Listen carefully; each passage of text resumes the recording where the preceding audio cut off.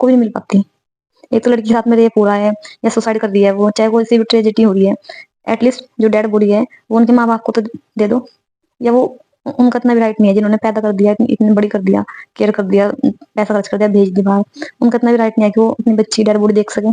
सरकार का क्या रोल है? हाँ, पोस्टमार्टम के लिए भेज दो, पोस्टमार्टम के लिए भेज दी और वहीं अंतिम संस्कार करा दो, रफा दफा हो जाए सिस्टम इधर उधर, पता ही ना लगे किसी को क्या हो रहा है क्या नहीं हो रहा है, तुरंत रफा दफा कर दो मैटर को जाके।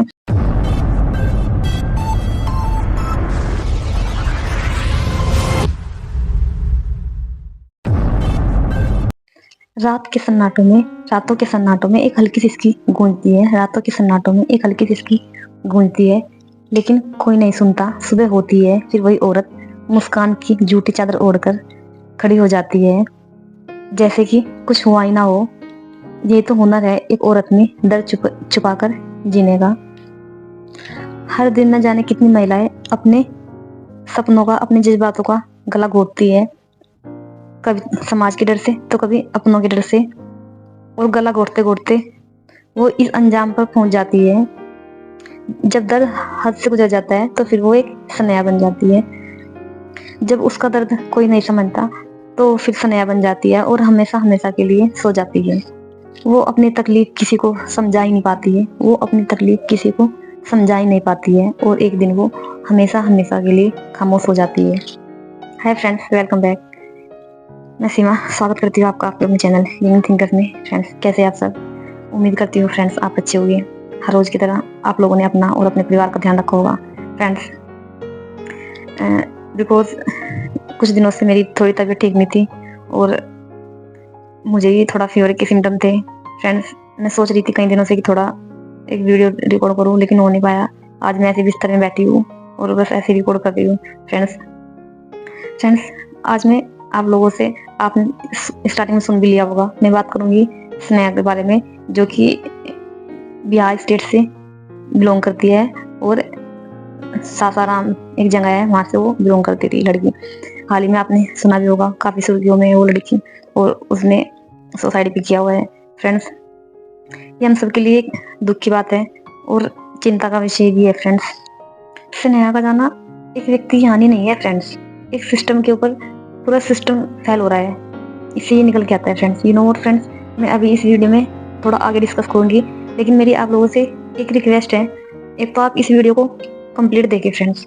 दूसरा, अगर कोई भी इस वीडियो से रिलेटेड कोई भी सुझाव हो आपका, वो मुझे आप प्लीज कमेंट सेक्शन में जरूर देना दोस्तों। तो फ्रेंड्स, सबसे पहले तो फ्रेंड्स, मेरी संवेदनाएं उसके परिवार के साथ में है। ईश्वर उसको इस दुख की घड़ी को सहने की क्षमता दे फ्रेंड्स। और फ्रेंड्स, दूसरा क्वेश्चन, यू नो फ्रेंड्स, जब एक इंसान इतना मजबूर हो जाता है कि उसको यहाँ तक का ये कदम उठाना पड़ रहा है कि वो सुसाइड कर रहा है, तो फ्रेंड्स ये कहीं ना कहीं हमारे समाज के ऊपर भी तो क्वेश्चन उठता है ना फ्रेंड्स। जब समाज बात करता है, हर चीज की बात करता है, तो क्या समाज उसको रोक नहीं सकता था? ये पता है कि मानसिक स्थिति है, नहीं कंट्रोल कर पाई है वो लड़की, ठीक है, चाहे वो उसका कोई सा भी इशू हो सकता है, वो तो चली गई लड़की, ये क्वेश्चन नहीं है। क्या उस कंडीशन को रोका नहीं जा सकता था? क्वेश्चन इज दिस, रोका जा सकता था ना फ्रेंड्स। एक यूनिवर्सिटी में पढ़ती थी वो, डॉक्टरेट कर रही थी, मतलब नीट वगैरह की तैयारी कर रही थी लड़की वो, ठीक है। तो क्वेश्चन इज दिस कि क्या इस चीज को रोका नहीं जा सकता था? क्या इस तरीके का माहौल क्रिएट हुआ होगा वहां पे? तो फ्रेंड्स, यू नो फ्रेंड्स, एक छोटी सी प्यारी सी नन्ही सी बच्ची चली जाती है, 20 22 17 18 साल की, क्या एज ही होती है फ्रेंड्स। उस टाइम तो एक इंसान जीना ही शुरू करता है, ठीक है। वो हंसती खेलती बच्ची हमारी आंखों के सामने से चली गई है फ्रेंड्स। और सवाल ये नहीं है कि उसने ये कदम क्यों उठाया है, सवाल ये नहीं है, सवाल ये है कि क्या हम उसको रोक नहीं सकते थे? सवाल ये है फ्रेंड्स, यू नो फ्रेंड्स, मानसिक स्वास्थ्य जिसको हम मेंटल हेल्थ बोलते हैं, वो एक कमजोरी नहीं है, वो एक कमजोरी नहीं है, वो एक रियलिटी बन चुकी है, एक वास्तविकता बन चुकी है। आखिर हम लोग कब तक या सरकार कब तक झूठी संवेदनाएं दे दे के आगे बढ़ती रहेगी? संवेदनाएं दो और आगे बढ़ो, संवेदनाएं दो और आगे बढ़ो। क्या मेंटल हेल्थ के ऊपर कोई बात करता है? बताओ। अभी इतने करोड़ का बजट पास हुआ है, क्या सरकार ने उसमें कोई ऐसी व्यवस्था की है? आज के टाइम में देश को किस चीज की जरूरत है? यूथ आबादी इतनी है, ठीक है, और सबसे ज्यादा डिप्रेशन का शिकार कौन है? यूथ आबादी है। तो क्या गवर्नमेंट या कोई भी इस तरीके की चीजें नहीं हो सकती कि इन चीज़ों को रोका जा सकता है फ्रेंड्स। फ्रेंड्स मैं समझ सकती हूँ उस लड़की को डिप्रेशन हुआ होगा, ठीक है, चाहे तो फिर वो फ्रेंडशिप को लेके हो या दोस्तों को लेके हो या फिर वो स्टडी को लेके हो, यू नो फ्रेंड्स, वो कोई सा भी रीजन हो सकता है। तो मैं ये कहना चाह रही हूँ, स्ट्रेस होना स्वाभाविक है। जैसे जैसे इंसान की एज बढ़ती है तो ऐसे ऐसे स्ट्रेस बढ़ जाता है। 16-17 साल से मानो स्टार्टिंग ही होती है स्ट्रेस शुरू होने की। तो अमूमन कुछ लोग होते हैं जो झेल लेते हैं और कुछ लोग ऐसे होते हैं नहीं झेल पाते। तो फ्रेंड्स आई मीन टू से डेट्स कि भाई एनजीओ काम करते हैं इस फील्ड को लेके, ठीक है, और गवर्नमेंट भी काम करती है या नहीं, आपको पता होगा ना, गवर्नमेंट तो काम करती है ना, या मैं बताऊँ किस तरीके से काम करती है। गवर्नमेंट काम करती है, बड़े बड़े क्या बोलते हैं, इतनी बड़ी बड़ी कंपनी चल रही है, सिगरेट फैक्ट्री चल रही है और शराब चल रही है, उस पर कौन सा टैक्स लग रहा है शराब के ऊपर, ठीक है, और बड़े बड़े टाइपों की चीज़ें चल रही है, या फिर और तो थोड़ी बहुत नशे वशे की टैबलेट भी चल रही होगी। तो ये तो है, बट वही तो ले सकता है ना जिसके पास में पैसा है। जिसके पास में पैसा ही नहीं है तो वो कहाँ से लेकर अपना स्ट्रेस दूर कर लेगा, बताओ। जब पैसा ही नहीं है तो फिर तो आदमी कहीं ना कहीं उस स्थिति को क्रिएट करेगा ना जाके। भाई इतना पैसा इतना कई करोड़ पैसा भी बजट में वो हुआ है कि यूथ के ऊपर इतना लगाएंगे, बेरोजगारी के ऊपर इतना लगाएंगे, मतलब मुद्दे बहुत सारे हैं। मैं इस चीज को लेके नहीं बात करूंगी, बस मैं बात करूंगी कि जो स्नेहा के साथ में है और आज भी कितनी महिलाएं इस दर्द से, इस दुख से गुजरती है। अमूमन कहने से शर्माते हैं कि रिपोर्ट करा देंगे, कोई क्या सोचेगा क्या करेगा, पहली बात तो घर वाले टांग खींचना शुरू कर देंगे, ठीक है, इसलिए किसको सुनाए, क्या सुनाए। एक एक क्वेश्चन आपसे है मेरा फ्रेंड्स, मुझे आप एक बात बताओ, अभी डॉक्टर मोमिता थी लड़की, उसका रेप हुआ था और मर भी गई है वो, ठीक है, और जो उसके रेपिस्ट थे उनको आजीवन कारावास की सजा हुई है, ठीक है, होनी तो चाहिए थी उनको फांसी की सजा, लेकिन नहीं हुई है। उसके माँ बाप भी जो कोर्ट का फैसला आया है उससे वो खुश नहीं है, ठीक है, आप लोगों ने भी देखा होगा इंटरव्यू वगैरह में, मतलब बातचीत हुई होगी तो। और वो क्या, हम ही नहीं एग्री है, हम लोग एग्री नहीं है, इनफैक्ट कोई भी एग्री नहीं है, अमूमन 90% लोग।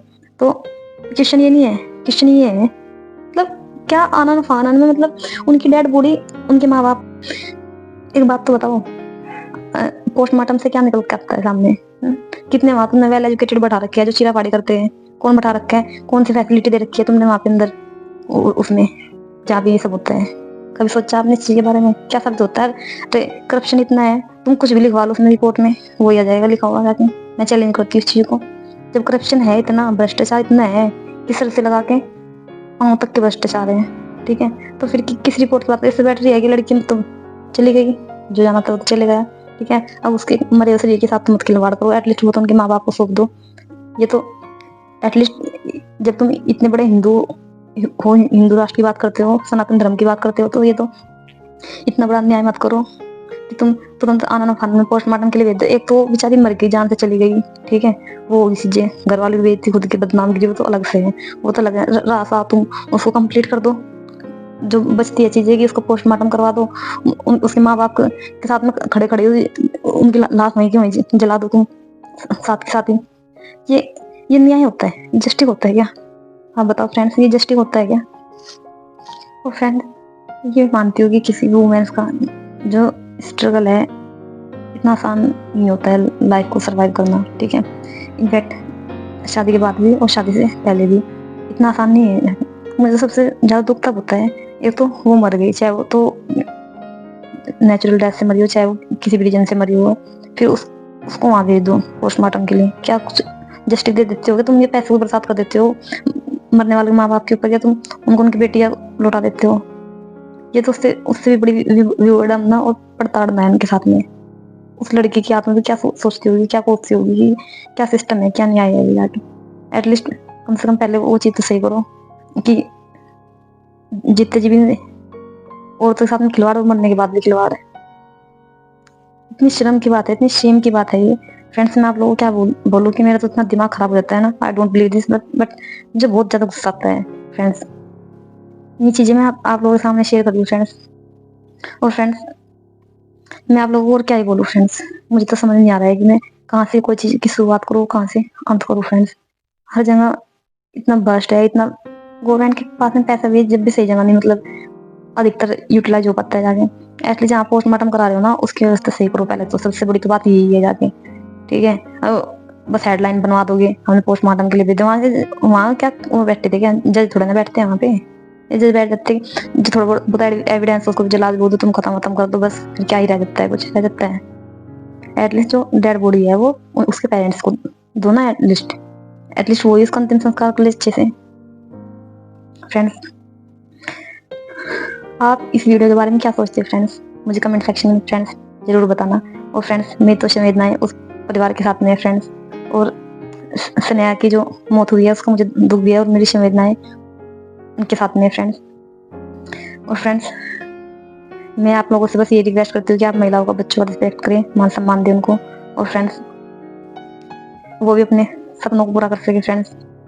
बिकॉज अगर एक माँ ही नहीं होगी तो बेटा भी नहीं होगा, और बेटा नहीं होगा तो बेटी भी नहीं होगी। ठीक है फ्रेंड्स? और you know what friends, women is the backbone of our society, so respect all women of India. Friends, thank you. Jai Hind.